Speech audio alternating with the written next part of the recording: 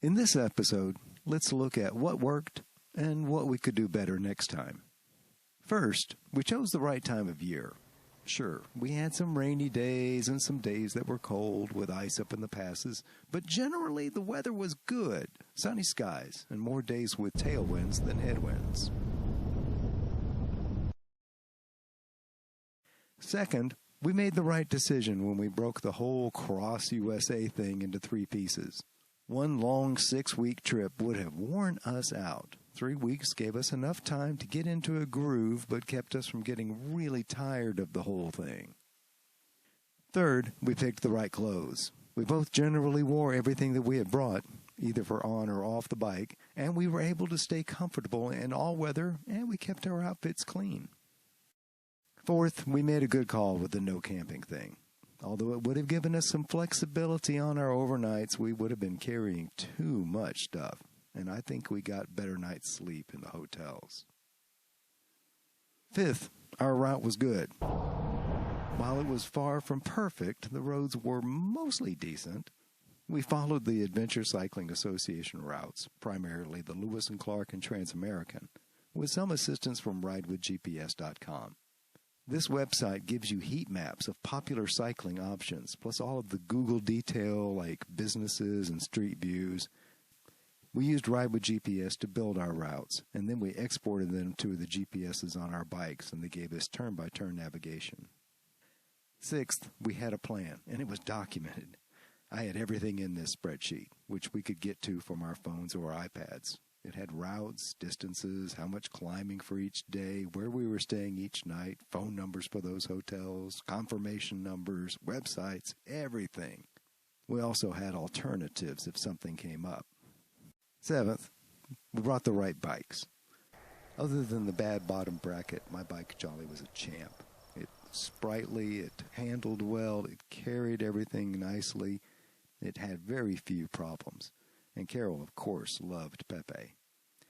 She's got a lot more to say about that, so come back for the final episode of this series when Carol discusses e-bike touring in general. Finally, we did a good job of adapting, such as when Carol got a ride for the last part of the day to Lolo. And then, while we were at Lolo, when we decided, this is grim, and we're not going to stay here. And so we didn't. We went instead down to Hamilton. And while we were in Hamilton, we adapted some more. We found a place that would rent us a van, and Carol got in the van, and that van came in really handy because we had a few days coming up where I didn't want to be on the road. So, what did we learn for next time? First, we needed more flexibility in our schedule. We booked everything so far out that adapting became difficult. And it turns out that the places actually had some availability, so we kind of locked ourselves into some things. Let's not do that next time. Second, we've got to find a way to shorten the days. If we start looking at the route, and the hotel there is such that we're going to have to ride 70 miles, and then we're going to have to ride 70 miles the next day, and there's nothing there to eat, and the hotel is really crappy, and frankly, there's not any stores or anything around. Well, that means that maybe we need a different route.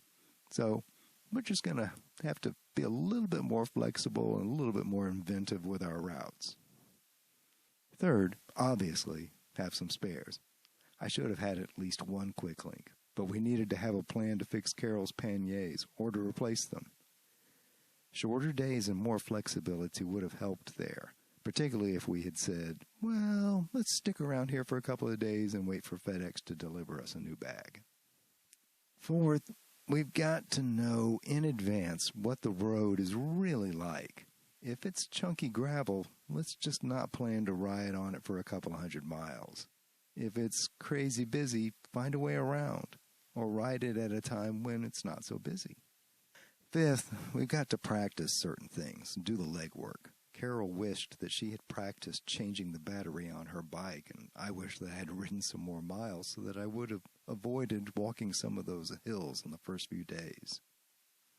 Finally, and most important of all, next time, we're going to slow down. If we're being more flexible and we have shorter daily distances, then this should naturally come about. We really wanted to have more time to talk to strangers, particularly fellow cycling tourists, whom we should definitely get more pictures of, maybe some video. Take the time to see everything. Look at the hokey stores, look at the kitschy signs, and just sit on a bank and watch the river flow. It's not a race, and we need to remember that we're there to have fun. Next episode, Carol talks about touring with an e-bike.